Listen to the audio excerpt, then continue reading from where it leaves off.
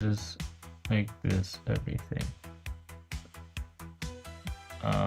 No. Yes. Let's see.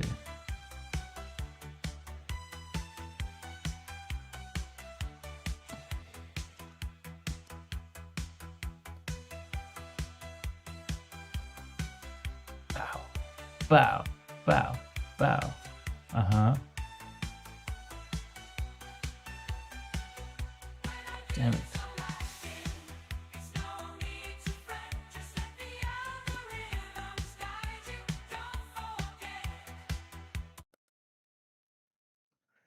Yeah. Hmm.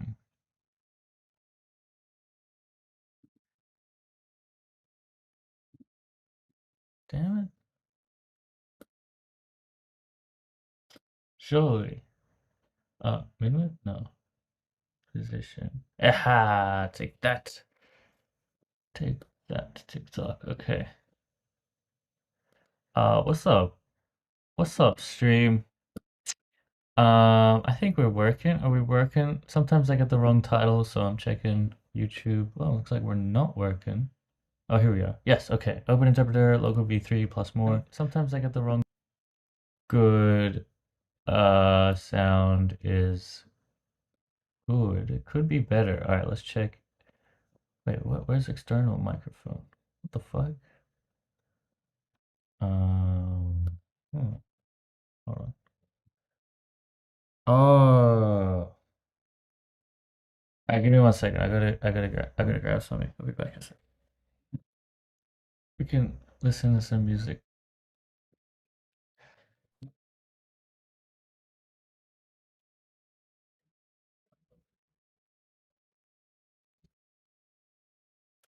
This needed this. Just wondering why this shit wasn't working. Okay,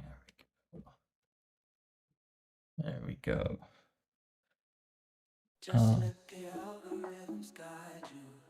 Did one just start?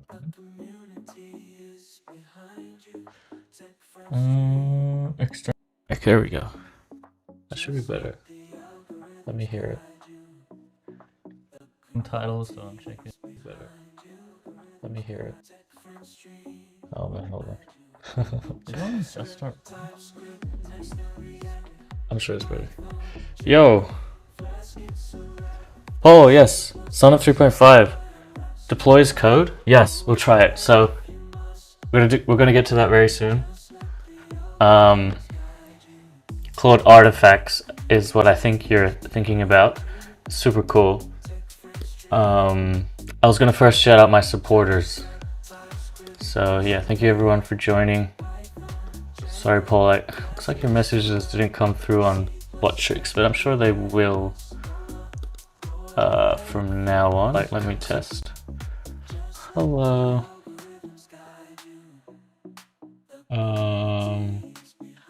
Let's do some testing before we get into it. Actually, make sure Twitch and YouTube chat's coming in. Okay, YouTube's coming in. Twitch is also coming in. Okay, we're good. You're not supporting? Oh, there's different ways you can support. You don't have to support. My preferred. Oh shit. My preferred. Oh, I closed the PayPal one. My preferred way is a PayPal donation, which whoops. Really shouldn't. Hold on. Let me just hide my screen for a sec. Oh no, there we go. It's good. It's good. Yeah, I have a donation link in my link tree in my bio for PayPal. I think because they take the least cut. Where is it? The smallest cut through the PayPal donation at the bottom of my link tree. You can donate as much as you want. So shout out Manbir Singh and Adarsh. I think they're the only ones that donated through PayPal. But yeah, PayPal only takes like 5 to 10%, which is really nice. So thank you so much to Manbir and Adarsh. The other ways that you can support, I have my super members on YouTube. which I think is something like $5 a month or 10, but YouTube takes like 40 to 50% cut.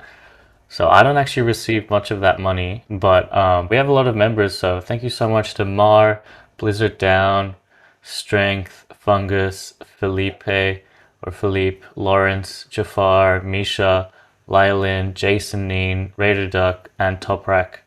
Toprak being the longest member. Thank you so much, Toprak, for supporting on YouTube. And I think these different color stars maybe mean different things, different levels. I'm not too sure. And then we also have the subs on Twitch.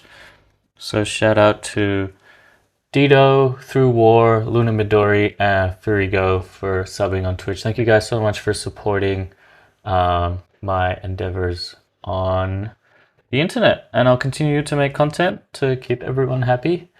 Yeah. And yeah, I just wanted to quickly shout everyone out that's supporting on the monetarily, because I don't think I've done it before, so I don't want you guys to go unnoticed. And yeah, Cloud Artifacts, this shit is so hype. We're gonna get into that right after the subs come in, because I think we have. How do I check the subs?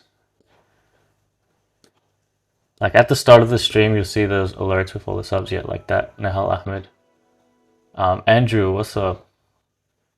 KDV, what's up? Yeah, we're just gonna wait till the subs come in, and then, because it's kind of annoying having the notification sound play while I'm talking. So yeah, thank you, Rasak, Yusuf. I'm pretty sure all these subs are from, like, what am I trying to say? Like, not live. For some reason, it just puts them all at the same time, which is fine. Shout out Hassan. So yeah, we'll just wait till all these. It should only take like a few minutes. I guess we could listen to music as well. Shout out everyone at Discord. Semantic Digital Litter. Shout out to you. But yeah, the agenda today, we're going to check out the new Claude Sonnet 3.5 artifacts, which is kind of like the code execution-y, website creation-y thing within the Claude site, I guess, which is pretty exciting. Ahmed, thank you for the sub. Oops. Yes.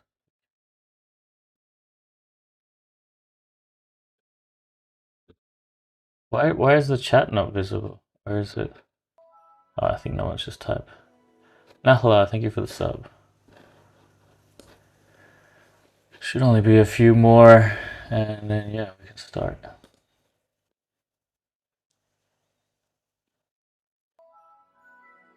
We got this time. Nor Hanyazi, thank you. I like this song. Emmanuel Joshua, thank you.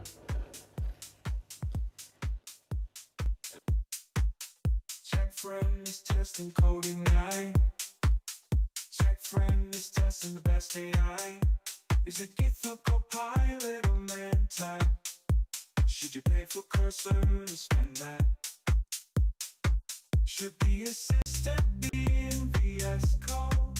Or should it live in the terminal and generate code? Check friend is testing coding 9. Check friend is testing the best AI. Is it GitHub Copilot or Mantype? Where's my chat? Should you pay for cursor to spend that? The fuck? Okay, there we go. Okay, I think all the subs have happened. Nice. Let's get into. Hold on, actually, let me turn down the gain here.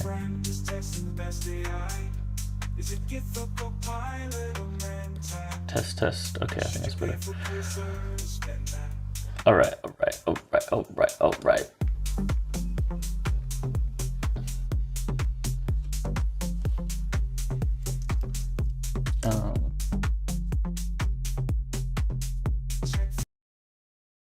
turn on the MacBook speaker so I can turn this off. All right, let's get into this. Okay, so Nick Dobos made this tweet showing all the capabilities of artifacts. I mean, just asked Claude, so I guess we could do it. Nick is great on Twitter if you're not following him. He made this Grimoire GPT, which is like the most popular coding specific GPT on the OpenAI GPT store.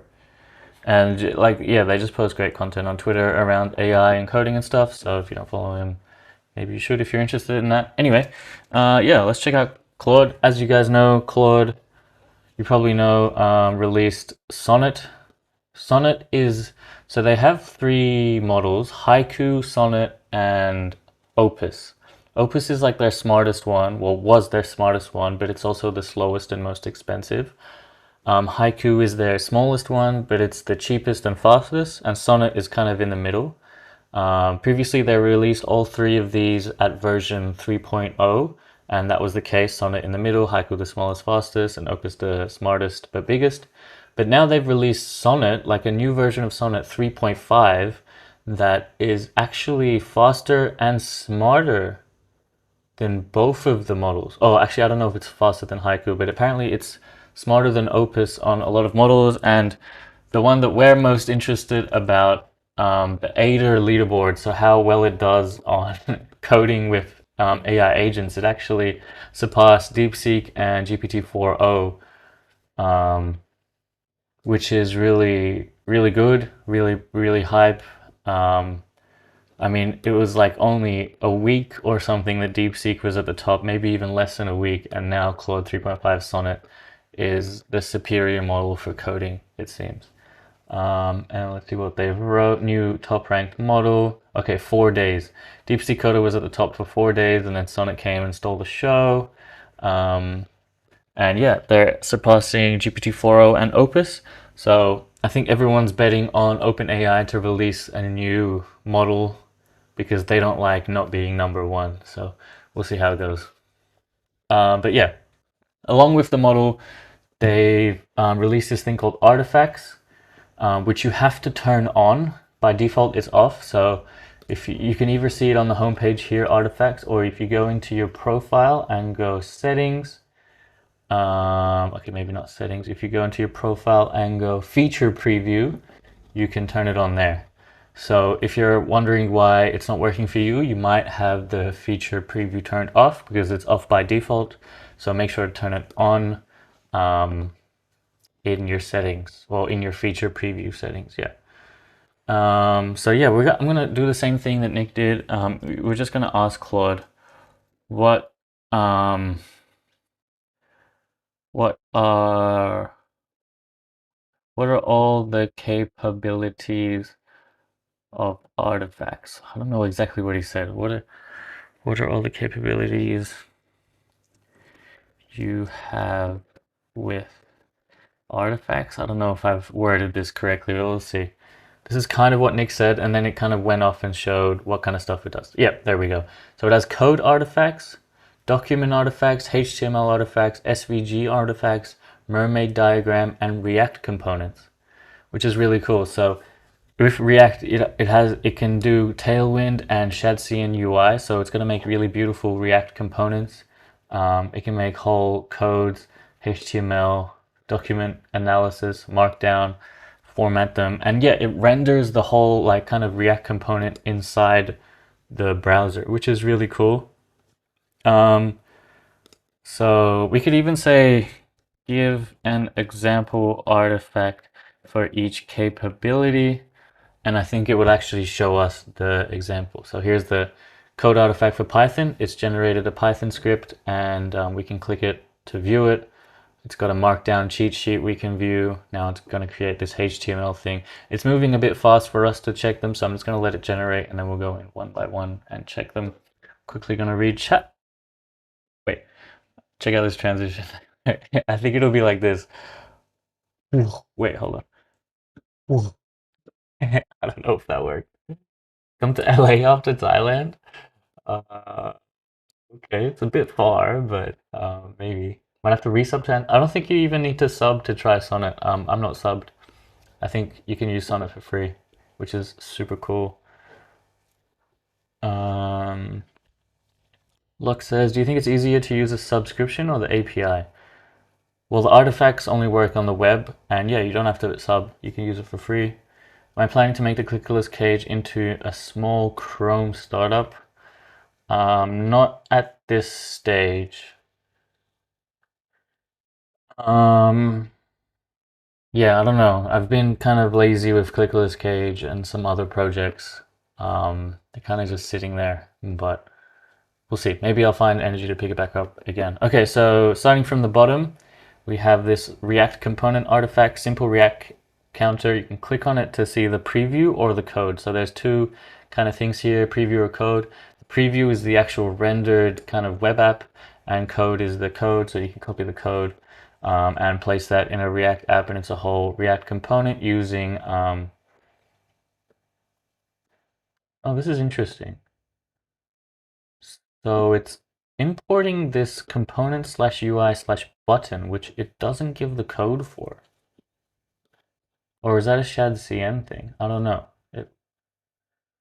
To me, that looks like it's importing a button that we don't have the code for. I could be wrong. That could be shad CN UI, but I'm pretty sure this @ sign just means the source directory. So this is like custom component that it hasn't given us the code for. But I'm sure we could ask it to give us the code for the button and these as well. Anyway, this is the component. So we have a functional counter component as an example that you can play with in the Claude AI browser thanks to artifacts. I don't think this is something that OpenAI has yet, but I wouldn't be surprised if they're quick to adapt and implement something like this soon. Next, we have the mermaid diagram artifact. So mermaid is kind of like a language to specify like diagrams and charts. So we can see we have a little flow chart here, and you can see the mermaid code, which kind of looks like this. Yeah, language models are really good at, editing text. So having so instead of trying to have it edit an image for a diagram, it just edits the mermaid code for the diagram, and it's able to render the diagram thanks to artifacts. So yeah, see a nice flow chart. It's got yes or no, different types of nodes.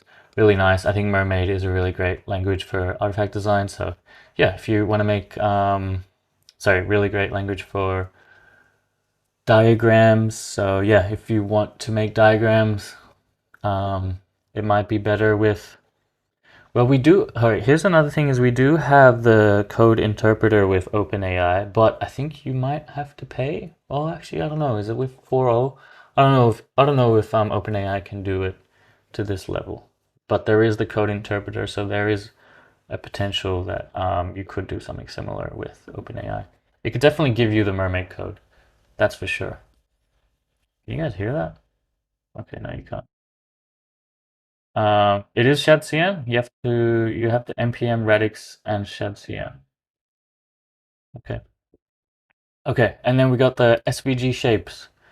So yeah, you can make simple SVG shapes. You could probably make something more complex, but pretty much this is because SVG is also code. So this is a code for SVG.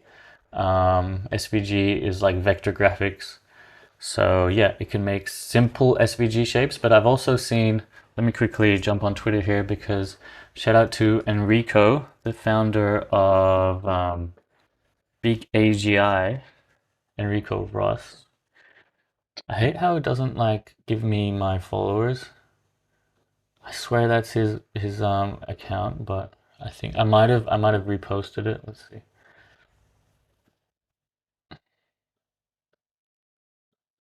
Yeah, Enrico. Yeah, they tested Sonnet in Big AGI. So this user interface is Big AGI. Can we zoom in here? And they have this feature called Beam where you can test different models. See here they got Claude, GPT-4o, GPT-4 Turbo, and they've asked it to kind of create an SVG image of a unicorn. And they say that Claude Sonnet always performs the best. You see some of these Opus, Gemini doesn't perform too well. GPT-4o is pretty good, but that was with extra prompting. With just the basic prompt, I think they have another one here. Yeah, you can see that Claude Sonnet makes a really nice unicorn. 4o is kind of basic. 4 Turbo looks weird. And then the rest are just like not even a unicorn anymore. Yeah, so that's pretty impressive. Like the ability for it to like visualize an SVG in code is, I don't know, like that is actually really impressive. Yeah, and then simple interactive HTML web page looks very similar to the React component, but instead of React code, it's all pure HTML, CSS, JavaScript. Markdown, I mean, we've seen Markdown in ChatGPT as well, so that's nothing really new. And Python. Now it gives the Python code, but doesn't execute the Python code. So maybe that's something we still don't have with Claude, is actual Python execution. But it'd be interesting to see how far we can take a React app. So I'm going to start a new chat and let's see if we can use like external libraries like React 3 Fiber. So I'm going to say make a basic React component that uses, I think React 3, hold on, React 3 changed its name. Well, React 3 Fiber. Is that what it's called? React 3, yeah. That uses React 3 to render a spinning cube.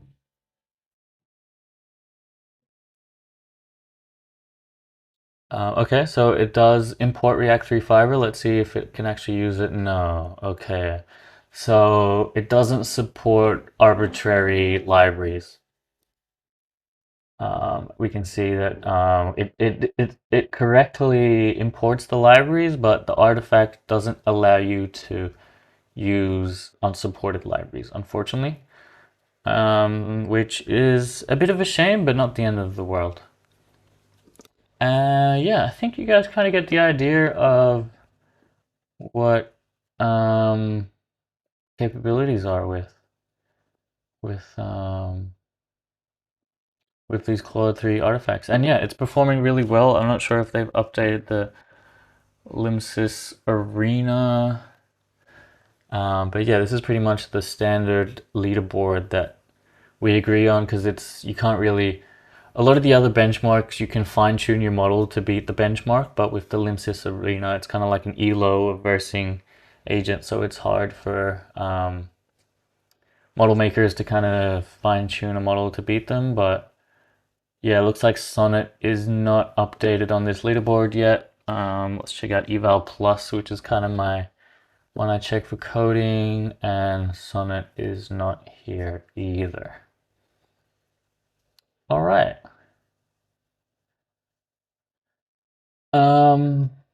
Yeah, that's Claude 3 Sonnet. Next up, I was gonna say Open Interpreter Local v3. Now we briefly covered pretty much 80% of this because it used to be called v2, but it was like a private preview.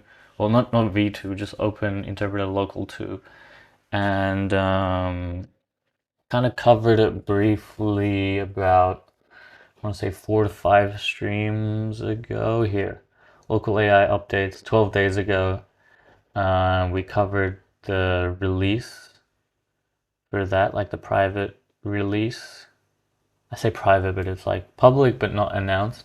But anyway, yeah, Killian announced on Twitter and did some really cool demos. So let me show you the demos that Killian did with Open Interpreter.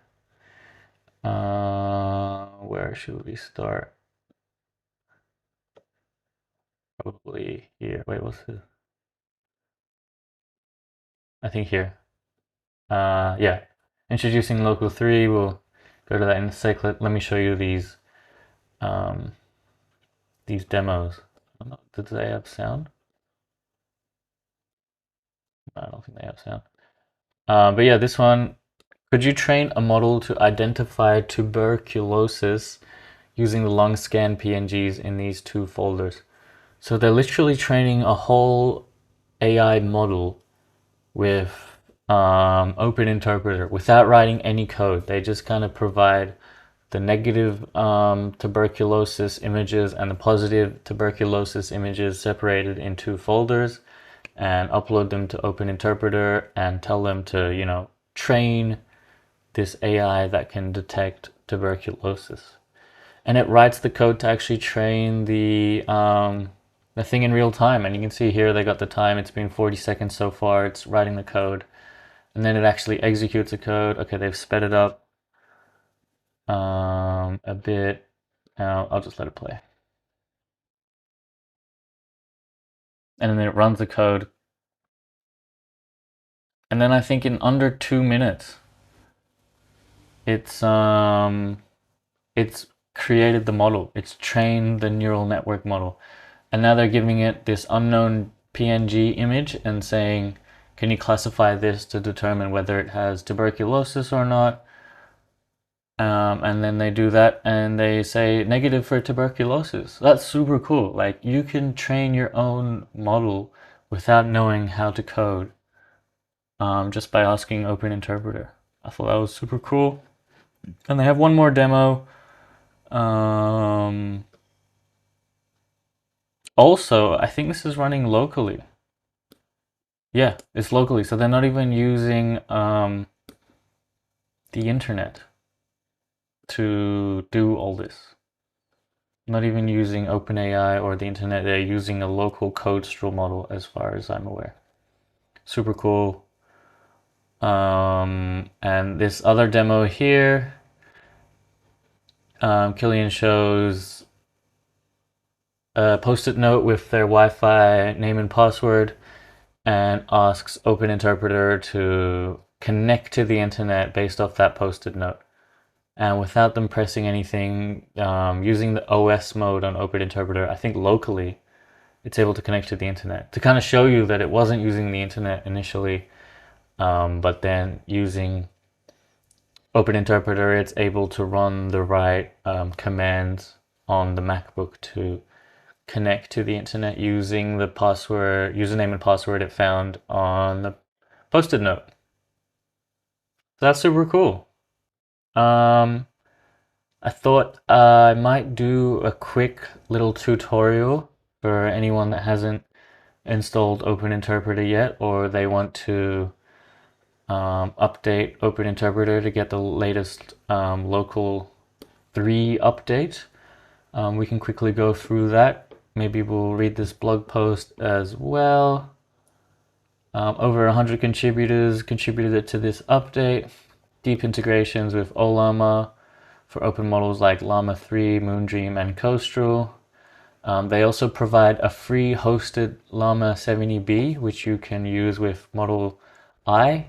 And this will actually use the data anonymized to train Open Interpreter's own open source language model for local computer control, which is super hype. If we have a language model specifically fine-tuned for this kind of Open Interpreter use, I think it'll be amazing. So yeah, we're making steps towards that. Oh my god, there's some drilling going on outside. I hope you don't hear that. Yo, Bebo, what's up? You're from Argentina? Nice, welcome. Um, Local Explorer, yeah, we've covered this. You can like kind of have an interactive way to choose what inference provider you use. iModel, I just covered that. Deep Ollama integration. I don't know what they mean by deep. Oh, if you go Ollama dash slash model. Oh no, you still have to specify the model. Oh yes, this one's really cool too. Optimize profiles. I think we briefly covered this before, but yeah, if you go dash dash profile, and they provide, I think, some profiles with Open Interpreter, which you can see with dash profiles, and they've like specifically set optimal parameters, so like stuff like the system prompt and like how many tokens, context window, all of this specifically for these models. So they perform much better if you use the specific profile with it. Local vision is something really cool. So it kind of uses Moondream. I don't know if OpenAI, I mean Open Interpreter ships with Moondream now, but it's a tiny vision model that you can run locally. And I think they use it to take kind of screenshots, like to take screenshots of your computer and turn them into text along with some OCR so you can run local kind of OS mode and vision stuff, which is really cool. So yeah, let's do a quick tutorial on how we can set this up. Okay, so I don't know. Hold on, let me ask chat. So I've been using venv now, and I don't know if I create a folder specifically for each project that I create a VN for. Like I don't know about that, so let me just double check this. Yeah. Okay. Um, Apparently that's a good idea. So um, I have all my development stuff in this development folder. We're gonna make an open. Let me just make sure I don't already have an open interpreter. Holy shit, this is a really loud drill. We're gonna make an open interpreter. Should I make a VM folder?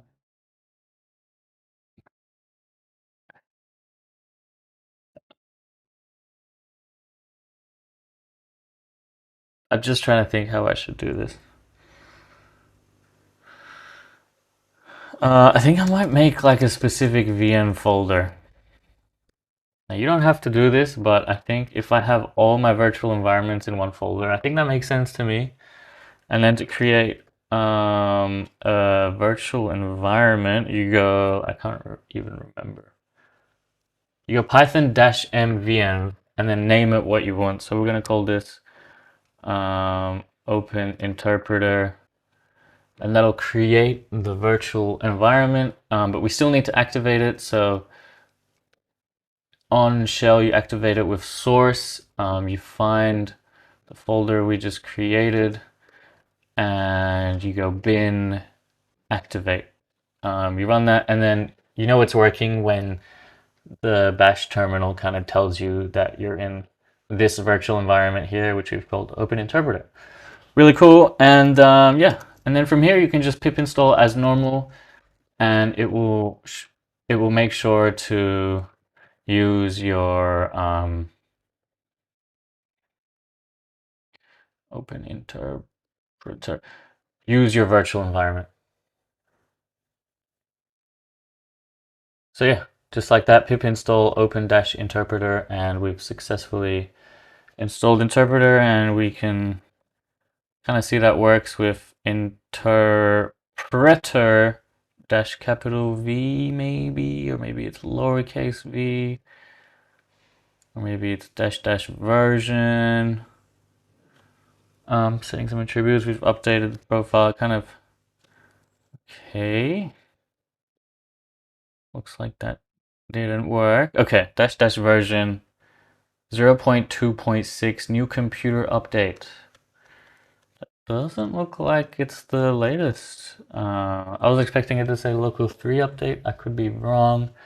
Let me double check on the versions here on releases. Okay, I was hoping we'd get 3.3. This is a pre-release though. Pre-release. Pre-release. I think we can see on pip or PyP what the latest version here is. Release history. Okay, I feel like we should be on 0.3.3. So I don't know. I'm gonna try with the dash dash upgrade. Looks like it's still tried to do. Oh no, here we go. It says 3.3. Let's see.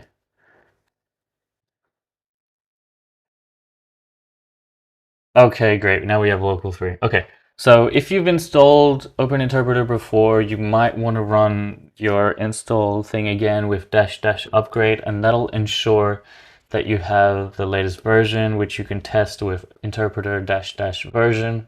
And at today, 22nd of June. It should be 0.3.3 local 3 version, which is the latest. Sweet. Now, should we test this with some local? I run LM Studio for my local models. We did test this last time. We had a little bit of issues with it, but we're gonna try again. Hopefully this time will be less issues. Let's go 9 layers of GPU offload and code Quen chat. I think this is what we'll try. I don't know. Hope it works this time. I think I had some issues last time. Can't remember exactly what the issues were, but hopefully this time we can get stuff working. I'm really excited to try the local OS mode. LM Studio takes a long time to load my models for some reason, so we'll just let that load. I'll read chat. Hopefully people have said something. Love your content. Oh, thank you, Paps. Appreciate you. Appreciate you.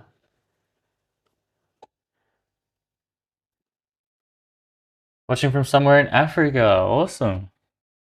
Yeah, we've got a lot of new African homies thanks to ALX Africa telling their students to follow me. Thank you so much, ALX Africa.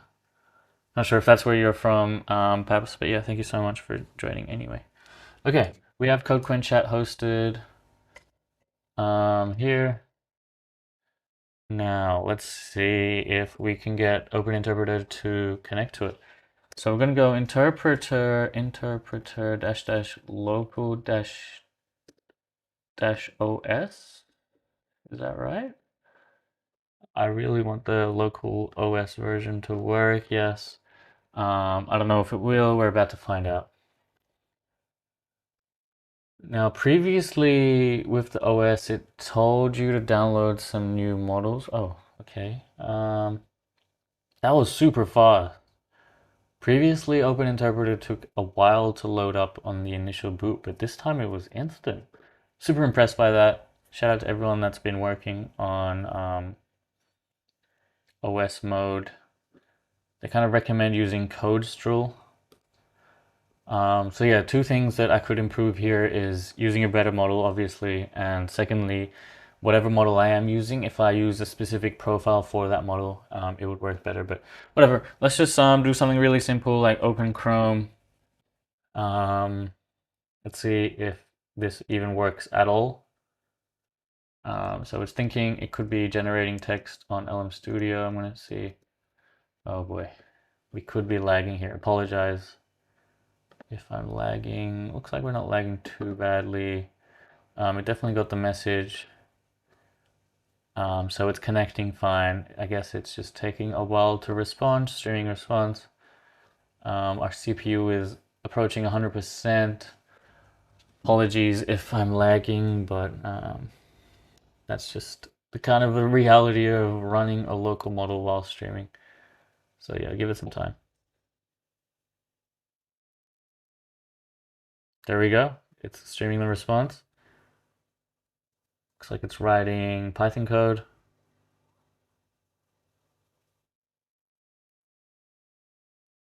Import web browser.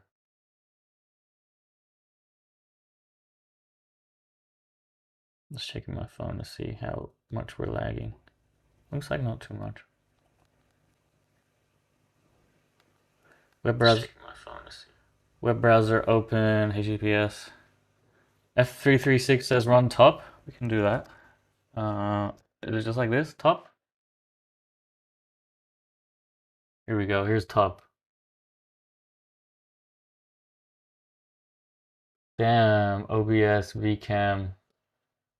Maybe if I turn my camera off, we could run better.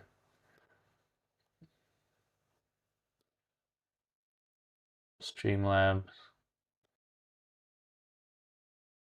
crisp. Ooh, there we go. It opened Chrome. to image HP Google Images for some reason. I don't know why specifically that URL, but yeah, successfully opened Chrome. That's really cool. How about means Chrome is now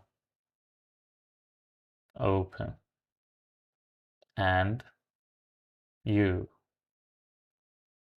have. But yeah, that's super cool. It's able to kind of control my computer. Let's see if I can go Control C. Nice. Control C works really, really nicely. I think we can go like clear. Does that work? No. Reset. We can go reset. It'll reset the session. So now it's like we've got a fresh session here. We can try something more difficult. I want to see if it can kind of control the computer, like view the computer, sorry. So I'm going to say, what do you see on the computer screen? And just see if it can see the computer screen. All locally. So this kind of means it will use its own point model, and I'm also seeing if it has Moondream like bundled into it. I'm not sure how it works, or will it just use the OCR? Yeah, let's just see what it does.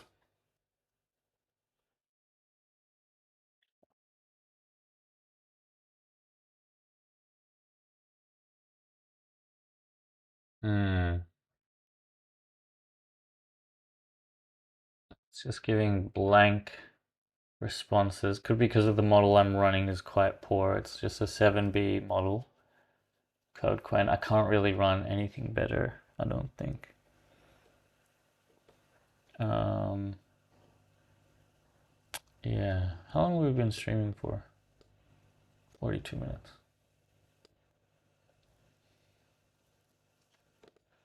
Looks like it's having some issues here.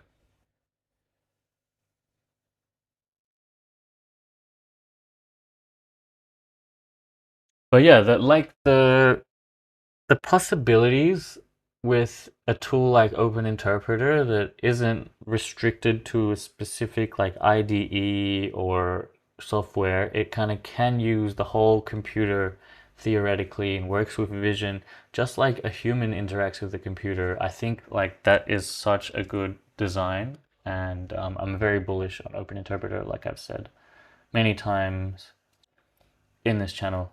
Um, yeah. So before I start, let's just have a look at the profiles that it ships with. I know they're very bullish on CodeStrill. Um, okay, we only have default profile. I think there's a way.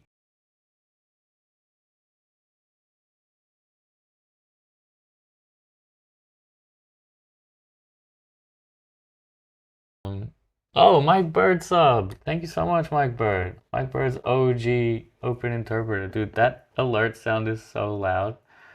It like scares me every time. But yeah, shout out Mike Bird. Mike Bird, now that you're here, you actually came at a good time. Is there a repository for Open Interpreter profiles on the internet somewhere? Let's have a look if it was mentioned here. Profiles, optimize profiles. You can configure.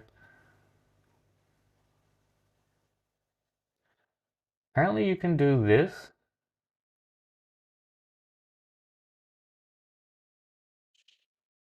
Does this?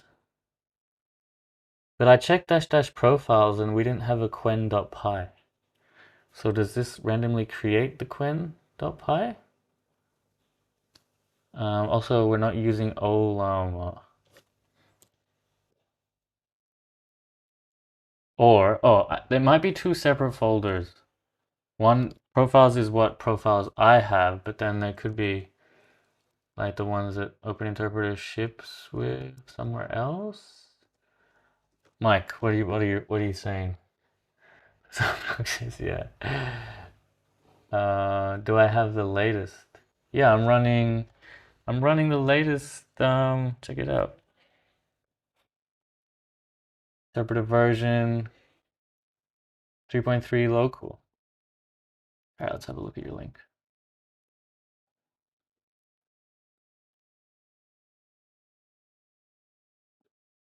Oh, nice. So they do have all the profiles in their source code, but it seems like if you pip install it, you don't get it. Look, I do dash dash profiles and I only have the default YAML. So it doesn't ship with the pip installed version, potentially. I don't know. Mike to clarify. They should clone down. Hmm. But yeah, I guess they're also here, and you could probably pull request your own one if you wanted to. So this Quen one is just for Quen 2, whereas I was using code Quen 7b. Oh, what's this? We do have Olama. The hell? Guess it's not on the latest version. Um, Super cool. Kind of want to see, is DeepSeek V2 the local one outperforming Toadstool on the no, on eval plus? I don't know. I think this is probably the big DeepSeek. Yeah, I think this is big DeepSeek. Yeah, it's definitely the big DeepSeek. DeepSeek coder. They don't have DeepSeek V2 16B on this.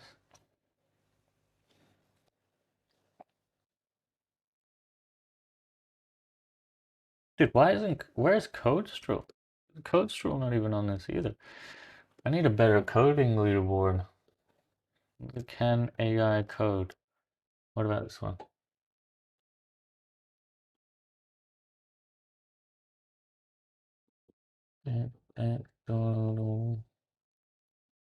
Oh, they don't have that CodeStroll. They don't have CodeStroll either. Shit, leaderboards here. What else do we have? Open LLM leaderboard. Let's try that one.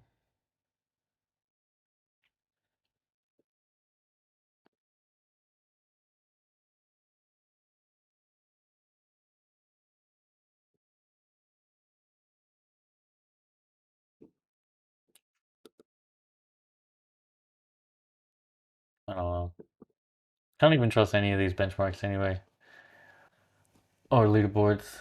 How are we doing for lag? Oh, we lagging heaps on the VCam. All right. You know what? I'm gonna try a couple of things. One, make my own profile, and two, run at full GPU offload without my webcam. So I'm gonna disappear from webcam. Hope you guys don't miss me, but I think it'll help performance. So bye. Actually, I need to force quit this because it doesn't like quitting. Force quit. Okay. I should disappear. There we go. And we will disappear like this. Okay. Bear with me here. We're gonna unload. We're gonna go full GPU offload. Reload changes, and then we're gonna go look at these local OS Pi. I'm gonna copy this. We're gonna open this. We're gonna open default YAML. Hello. It's gonna take its time. We're gonna give up. We're gonna go vim this local os.py. Okay, paste. Oh, what the hell? Okay, I just doxed my DeepSeek API.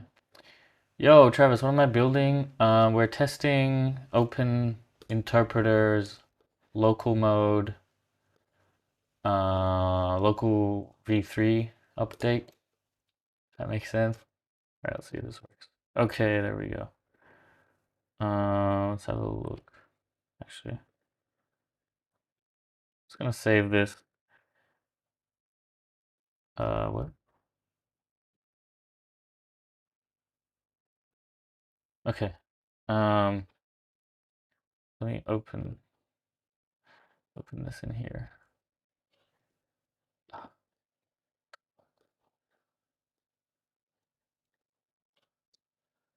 See if there's anything I should change. Logo setup, you're a local assistant. Oh my god, what do I do? Import web browser, what's on my screen, viewing screen, compose an email, blah blah blah. Is there anything about Olama? Nothing about Olama. How does... Alright, we're gonna test this. I have a feeling last time I tried to run one of these profiles, it tried to default with Olama, but I don't know. We'll see if this one works. Local os.py. Was that what it was called? No, it wasn't. It was called local-os.py.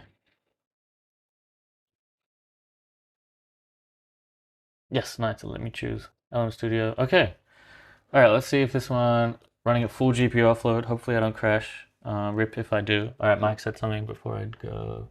So those new profiles won't show in the profile folder. That's a bug, but if you have Olama running, it'll work. Uh-huh. It's all right. I'm not even running CodeStream or have Olama running, but let's see. Let's see if we can see what's on my screen and at what speed and will I lag. Okay, that's pretty fast. No, it keeps. Okay, I think this is an issue with the model I'm running. I'm running DeepSeek. Um, DeepSeek? No, I'm running CodeQuinn 1.57b, so it's not the smartest model. Doesn't look like it's doing what's on my screen very well, but we can test some other stuff. We can say go to reddit.com/local llama and summarize the top 3 posts. And it doesn't want to do that either. I wonder, hold on, let's see if I don't run the profile, if it can do that.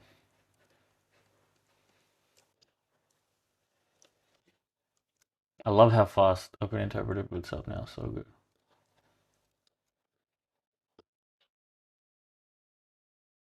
Okay, so it seems like maybe the profile isn't good for my model code Quinn. Oh, nice. We actually have some computer clicks. It'll be really cool to see if this computer click works. Okay, I think I've typed the wrong Reddit. Oh, it's /r/local llama, right? /r. But it's running really well at full GPU offload. Like it's really fast. Okay, it is /r. Okay, let's try that again. Bit of user error there. Oh, it's /r/local llama. Okay.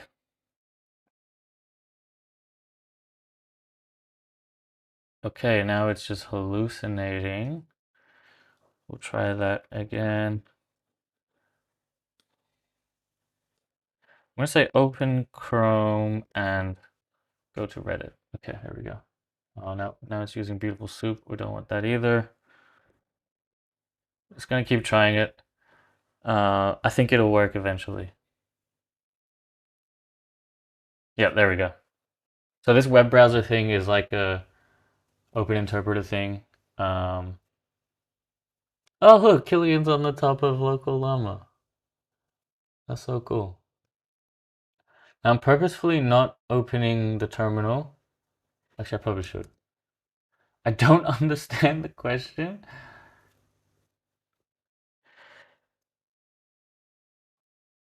Look, click on the first post on UC. All right, let's see if it can. First post, no. So it's looking for the text first post. Um, Alright, hold on though. Oh, I think I also still have issues with creating screenshots. Please run pip install unstructured to improve document reading. I think we can, hold on. I think we can run shell commands from inside. Oh, this looks bad because oh, I think maybe that's just a warning. Please, what's the actual error here? Type error, less than sign not supported between. Alright, let's say click on create a post. I had issues with the screenshot before as well. Alright, let's see if this works. No, looks like we got an error again. Same error.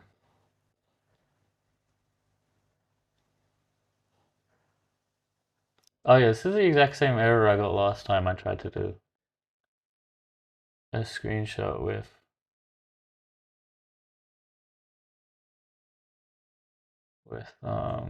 open interpreter. Looks like I might have to change the source code to get that working. But yeah, all the other things work. I mean, screenshots is super important for OS mode, so I definitely would like to look at fixing that. Maybe I can do that. Oh, Mike. But yeah, let it use Chrome plus Chrome driver. Yeah, that sounds fun. You mean like with like Beautiful Soup or something? It can do that before, but the whole point of OS mode is like it works like a human that views your computer and clicks stuff rather than like a Chrome driver that parses the DOM and stuff. Uh, so what should I do? How long have we been running for? About an hour. I think I might leave it at that. We'll do a Discord review, and then we can go into Open Interpreter source code in another in another stream because I think it will take a while of debugging and such. Let me close LM Studio and the okay. Get the camera back. Yes, nice. All right, Discord review. Let's go. Anything in general? Oh, yeah, Powerful Move linked this Auto GPT coding ability. I didn't really know. Seems like an autonomous agent for coding by the same creator of Auto GPT, Significant Gravitas, which apparently I pronounce wrong all the time, which is pretty cool. There's just so many of these agents that I can't be bothered testing them all unless they like say that they have like a specific feature that I haven't seen before, or they're like so much better. Because I'm just sick of being disappointed. His coding ability. Hey everyone, in this video I'm going to be showing you how you can get started with AutoGPT's coding ability. So this service allows you to get our AI, or our coding ability, to build a Python-based backend for you. It consists of three main components. Podcast, am I trying to turn Clickless Cage into a startup? I'd love to, but I'm not like actively working towards that goal. But yeah, it'd be so cool if we could. I just think it's a lot of work to get there, and I'm not like ready to do that all by myself at the moment. One is the Postgres database. Two is the server. So where the coding logic actually exists. For example, conducting the interview to be able to break down the high-level project you want to build, design the application, coding the application, and then finally packaging and deploying the application for you. Lastly, we have a front end as well, which is primarily used locally to make it easier for you to interact with the coding ability. I'll show you all three. So let's first get started with running the database. So we're going to use Docker Compose to run our Postgres container. And so that's ready. And then I'm going to run the server. Great, that's running on 80. And then I'm going to run the front end as well. Sweet. So now you've run the front end, so you can name your project. So we're going to make an emoji explainer, which will just take an input, an emoji, and return what it means in English. So let's go ahead and tell it what to do. Create an API that emoji build. It's running. Let's have a look at what we have in this. To the large language model, which then the request that I put in was to actually build out to design the app, so create the modules built into this application to address these features. So created the modules for me and the API request. So you can of course change this within the code if you're running it yourself. But for example, this is the one that I created earlier. So you can see it's created all the files that you need to run a simple code application, which is based on the explainer. It's got a README, Docker file, Docker Compose to run, and one so that you can here and push to create any operational status, and that'll continue. Yes, another coding agent. I don't think it has anything new that we haven't seen, and I'm not sure how well it works. Whoa, this is cool. They embedded a graph in Markdown. Didn't know you could do that.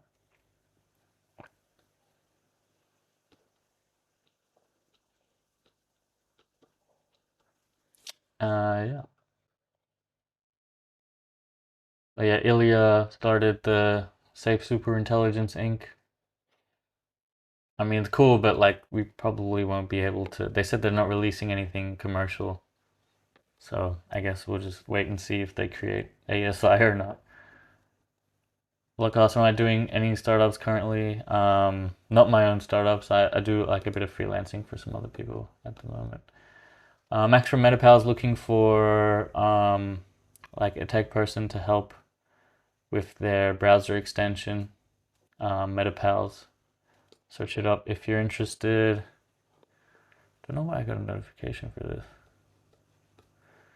Yeah, oh, we got a new person in intros? No, what? I don't know. I think I'm just getting these. These are all highlighted, but it was probably like maybe spam or something that was deleted. Yeah, 3.5 Sonnet takes a throne from 4.0 supposedly. I think in some aspects it could be better. Like it seems like it's really good at coding, but I doubt it's better overall.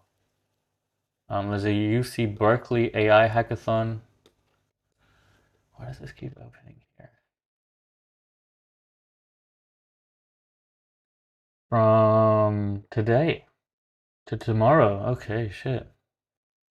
More than $100,000 in prizes.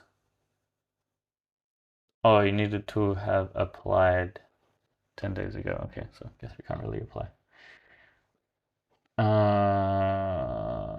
Yeah, I think we covered everything there. Showcase. Florence 2? What's this?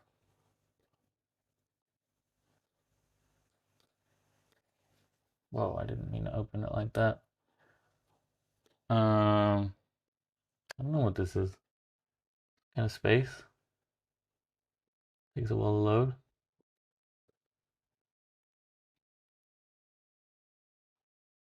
Come on. And yeah, I think that's about it for these. So yeah, we might slowly start to. Bro, what the frick? Um, Slowly start to phase this out.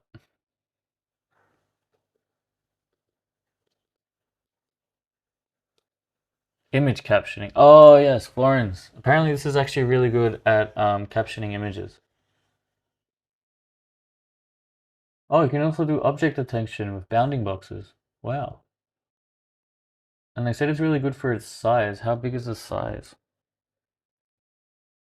Open source vision model. How big is it?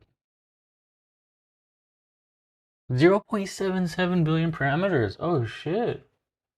That's really good. And it looks like it's really good with bounding boxes for real life stuff. Wonder if it'll work with like user interface. Definitely worth something looking at. Is it by Microsoft? No. It is by Microsoft. Oh shit. Awesome. Yeah, I've seen that. Apparently it's really good at like describing images as well. I didn't know we could also do bounding boxes. That could be really useful for like Open Interpreter OS mode, potentially. yeah, anyway, guys, thank you so much for joining. I'm gonna wrap up the stream here. Yo, Panic Attack, good to see you. Florence versus Moondream, exactly. Yeah, I don't think anyone's really compared them, but it seems like they could definitely be competing, right? I don't know. I mean, Florence, I think it only came out a couple days ago, so we're yet to see how it compares.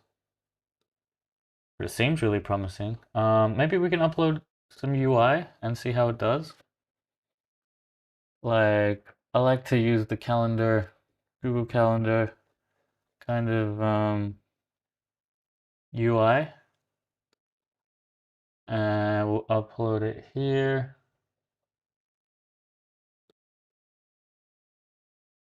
with object detection. Oh, we got some options. Detailed caption, more detailed caption, dense region caption, region proposal, referring, OCR, region. Okay, let's try object detection and see how it does with user interfaces. Super fast. Okay, no. Not too good with user interfaces. It apparently detected a human face. Oh yeah, it detected my like my face here, but that's about it. I guess it's not really good for user interfaces. But maybe we can do another mode like region proposal. Let's see what that does.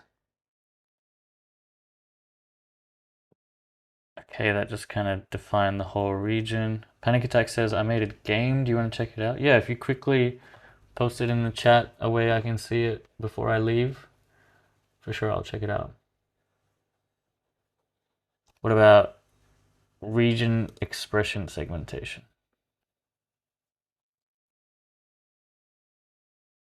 Nope.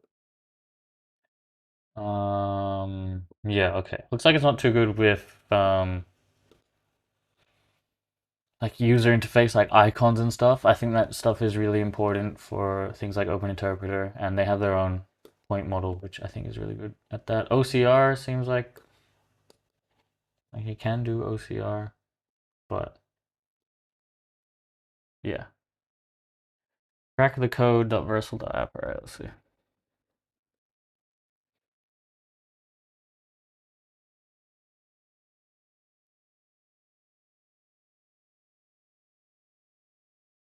Okay. How does this work? We gotta guess stuff with numbers. 1212. Can't use one digit more than once. 2, 1, 2. Not really. 2, 1, 4, 5. A is 2, 1, 4, 5. E 3. C 0. What the hell does that even mean, bro? I don't know. Doesn't make sense. Information. Make a guess. Use the info to get the correct number. After submitting, you will receive two pieces of information. E tells you how many in your digits exist somewhere. Okay. C tells you how many are present in the secret, are also in the correct position. Okay. Okay. It's kind of like Wordle. Let's try that again. Let's go 6, 7, 8, 3. We got 2 correct, and 2 of them are in the correct position. Okay. So maybe we'll just keep the last 2. Let's go 1, 2, 8, 3. Now we got 3 correct, so maybe it's just the first one. 4, 2, 8, 3. Still 5, 2, 8, 3. Boom! Easy, I got it in 4 attempts. Nice game, bro. Alright. I got really lucky with that. Okay, I think I'm gonna wrap up the stream here, guys. Thank you so much for watching. Hope you learned something.